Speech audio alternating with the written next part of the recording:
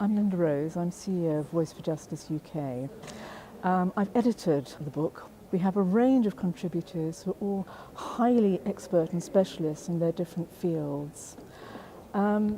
It's a book that is intended for parents who maybe don't know what their children are learning and don't know how to help. It's for educators to actually give them some sort of idea of policies to take forward. It's for anybody in this country who is really concerned about what's happening to children in this land and to families. And it's for politicians, we hope, who will maybe take on board some of this information and use it to put forward new legislation that will protect children.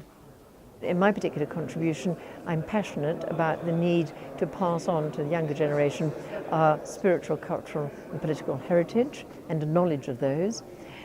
Many people say you teach Christianity, it's indoctrination. I take that argument and I say it's not indoctrination, that for people to know and to make informed choice, they have to know. You can teach other faiths as well, but to teach is not to indoctrinate, it's to give people the knowledge on which to make a decision to accept or to reject. I also take on in my contribution the criticism that's often made of Christian mission, that it's cultural imperialism. Well, I do a lot of work in developing countries, and when I go to countries in Asia and Africa, people are so grateful for what so much of the early missionaries gave them. They say that hospital wouldn't have been there if it hadn't been for Britain and for Christian mission.